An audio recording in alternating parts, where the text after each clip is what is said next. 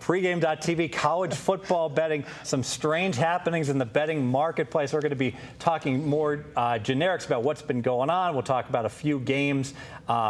Just to back up the bus here, locally, a couple of kind of fly-by-night books overseas open up some lines, and Cantor Gaming put up lines here in Vegas, $3,000 limit. The line's kind of stabilized. And this Sunday, big offshore bookmaker put up lines, $5,000 limits. They put up lines completely different from what was up, and actually most of the lines look like what those bookmaker openers were. What do you make of all this? Let's start with VR. You got some of the sharpest odds makers offshore, and exactly the limits tell you that. I mean, number one, the limits are always going to tell you who's the most confident in their numbers. That's always going to be the given.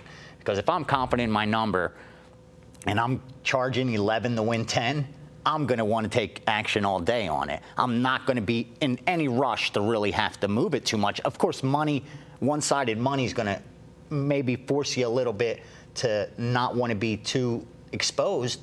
But with that said, if you have confidence in your numbers, you're going to want to take action. You're getting 11 to 10. Why wouldn't you want to take action? As soon as bookmaker put their numbers up, what was interesting is everyone else took their numbers down. And then they just copied what the bookmaker numbers were. Well, and it shows that people still respect the island's numbers more than Vegas's numbers. Well, that's a given. The reason they took them down is because they didn't want to get scalped to death from people just playing both sides. But they wouldn't care if they felt their numbers were. Yeah, I scalp with me all day. I'm charging you 11 to 10. Chris didn't mind because they said, you want to lay 3 against scalp us me and take 7? Yeah, you can go ahead because they feel that they were going to win, right? Yeah, they're holding your money anyway. Yeah.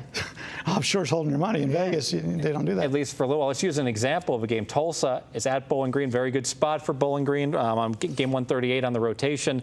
This game opened, Tulsa, the favorite, -2. Was getting moderate action. Nothing all that significant. Got up to the BGs were laying about 2.5, and then boom. All of a sudden you blink and the money's coming in on Bowling Green. Opens 3.5, and now it's up to 5. So we've basically seen a 7.5 point move already on that. That's got to be as high as it goes. Wouldn't you think? Yeah. Before you see money the other way. I mean, only because there's some guy sitting there with tickets in their pocket. You have to do it. Even though you know you got the best of it, you got a 7-point middle there. +2, and now you got to do it. You got to do it. I'd do it, and I'm greedy. Maybe not the whole way. Yeah, exactly. I'm that kind of better. Where if I know I got the best of it, I don't want to give up any kind of my EV. I don't want to give it up. That's right. I feel like I'm giving up a lot of my expectation when I chase the middle. But sometimes the window's just too big, and it gets me. I've never had a lot of success playing middles. And in college. Yeah. Oh, yeah. In the NFL, the numbers are so key. I mean, you got to do that.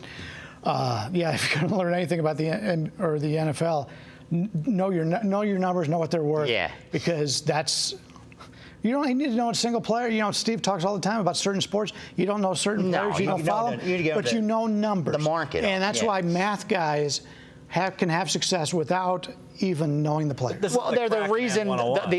There's a reason most of the most successful algorithms are with numbers, and they don't even value the players. It's irrelevant. You know what I mean? It's all what the market's numbers. That's all it's about. Let's use an example of 207-208. LSU is at TCU. Now, Cantor opened this game 7.5. I didn't get the 7.5, but they opened it 7.5. The game neutral site, maybe a slight edge for TCU. It's in Houston. I'm sorry, it's in Cowboy Stadium, I believe. Yeah. So significant edge actually for TCU, but LSU will travel well, I'm sure. Yeah, especially there. Line 7.5 at Cantor, and now bookmaker opens it. LSU -3, and it's no surprise. It's settled in at 4.5, 4.5. But there's an example where it's almost like, well, you're not really betting on LSU or TCU at this point. Do you want to bet on Cantor or you want to bet on bookmaker at the current number? That's because exactly you're getting an extra 2 points. The teams become irrelevant. Yes. You're betting the number. And my take with something like that is that probably more often than not, the right answer is somewhere in the middle. Yeah. In between. I agree. I know since we both went down to the Golden Nugget and we played those games of the year and the Hill game of the year, I've noticed now, after these numbers have come out and now they've settled, they're pretty close to the numbers I had already. So I guess it gives me confidence that my numbers were pretty good originally. But your numbers are skewed and swayed by what you read in Phil Steele. So you're confident that your numbers are consistent with Phil Steele's numbers, which is what people bet.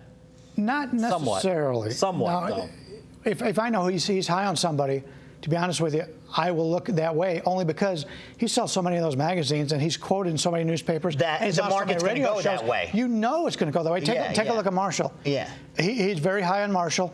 So all you know when the line comes out, it's Marshall, even if you have no opinion on it. It's kind of like you saw that Doc's Big Ten game of the year. To move 10 points. Now most friends of Doc move at half a point. You saw the movie We Are Marshall, right? Yes. Yes. Excellent movie. You don't have a quote from the movie? Yes, the saddest part was when the one guy that missed the plane wound up getting, I think, cancer like 20 years later, and they said, and he joined his friends 20 years later, and they buried him right there on the Marshall campus. It's a sad point in the movie, but it's kind of a sad movie. But it was. It was an excellent movie. I thought. Great movie. There's not a lot of great sports movies, not as much as I would like. Rudy. But that was a good one. Rudy. I've never seen Rudy. What? Never seen Rudy. Are you working that hard? Can't see Rudy. 8 o'clock. Did you see Bad News Bears? Love Bad News Bears. One of the greatest movies of all. Ogilvy's killing the ball. That's the boy that got the double off you last time. Just low and outside. Keep it away from him. And then he beans him. Could have killed the kid. I'm digressing. Let's talk about one more game. Northwestern Cal game, 213, 214 on your rotation. Bryan Leonard, I know you went in Golden Nugget. You cut in line. You grabbed California plus 10.5 on this game, and it settled in here in Vegas at 8.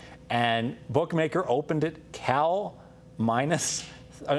Northwestern -3, and since then it's kind of come to 5 to 6. Another example of a game where either one of those bets was a really good one. Yeah, lots of good bets involved there. Now it's basically what I thought it was going to be. What it should be. 6, yeah. You just want to be first in line to whatever you do. I think that's the dilemma of week 1. For people are so excited that football's starting. They want to get action down, but a lot of times, at least the casual bettor, and we take it for granted because we live here in Vegas, and for the last couple months, it's been football on the radio. And I know it's been football on the radio in other cities, but in this city, it's all about the point spread. That's the difference. You know, I do radio in different cities, and I'm that guest spot that talks about the point spread. The rest of the day isn't about the Vegas perspective. And we all take for granted the fact that the betting market isn't aware that these numbers have been up and most of the value's been extracted. Yeah. So come Saturday of the first college football weekend, Sunday, week 1 NFL, you're going to see some huge moves happen because the bettors are finally getting involved. The big money's getting involved, the real, the casual bettor money. The sharp money is more or less done. And I did want to point out, well, no, there's plenty of sharp money still to come. Game day, because the market gets knocked out of whack. Right. I don't know how you feel about this, but I've always felt the second week is the best week to make money. Overreactions. Because you're going to get overreactions. Because you've done your work all season long, and then the team's going to come out, and they're going to have a lemon. Yeah. And people are going to say, that team's not any good. And then you're adjusting. You're not moving your power rating, but a tenth of a number. The classic is Tettleton hit the 3 home runs for Ohio University, and Penn State got rolled by this little MAC school, and everyone's like, oh, Penn State's going to be garbage. They're going to be the worst team ever, and they go to Virginia, and they're catching 10 points, and even with the field goal kicker, they can't kick. Yeah. Kicks like a girl. They still only lose by 1. There's some girls that could kick. I think they're going to take it.